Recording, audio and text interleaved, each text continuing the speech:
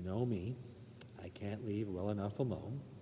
So this time I'm going to try and preach the homily into my iPad so that it gets a good recording of it and so that I can then extract this later and have its own little video. It'll save me a little bit of work. My dear brothers and sisters, today we hear from our Lord in the sacred scriptures the need for us to trust and to believe even without sight that God will heal us. The royal official who comes down to Cana, who comes to our Lord, walks a whole day without any sign, but he believed.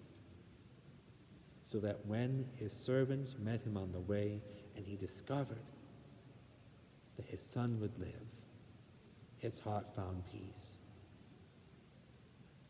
We are in that time now. Given the rate at which my videos are going up and that people are seeing them, you might see this days after the order has been in effect. But tomorrow, there will be a shelter-in-place order for most of us. This is for our own health. This will feel like the apocalypse at a certain point.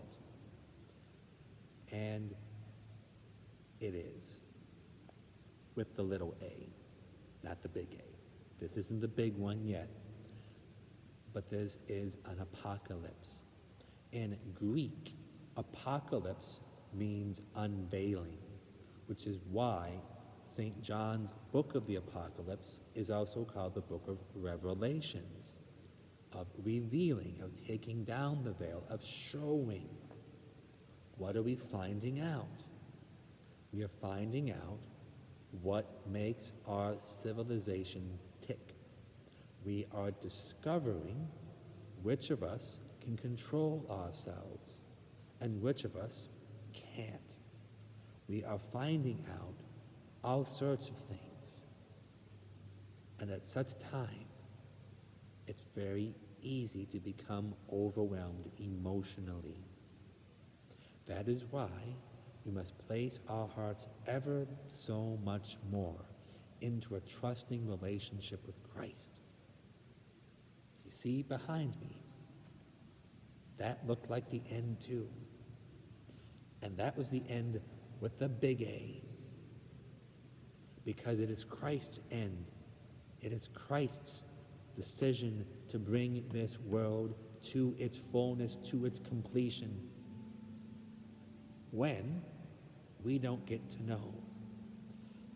But our feelings, our brains even, are going to begin to tell us life might not go back to the way it was. That's okay. We're going to grieve. It's okay to be sad about that. It's okay to have mixed emotions about that. But my dear brothers and sisters, we need to spiritually accept now that we are not in control, except over how we behave.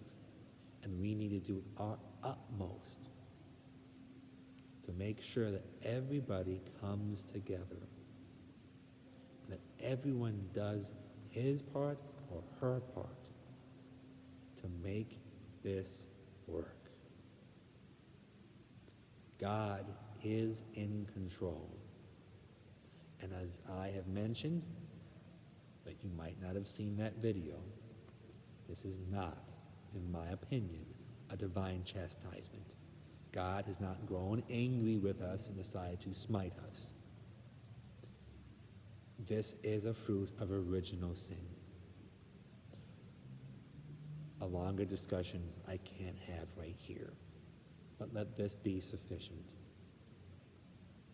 There is much broken about our world, but nothing broken about it can't be mended by grace, can't be brought to God by love, can't become an occasion to grow in divine life. By the merciful love of God, You will triumph not only in this life, but in the life to come, the new and eternal Jerusalem.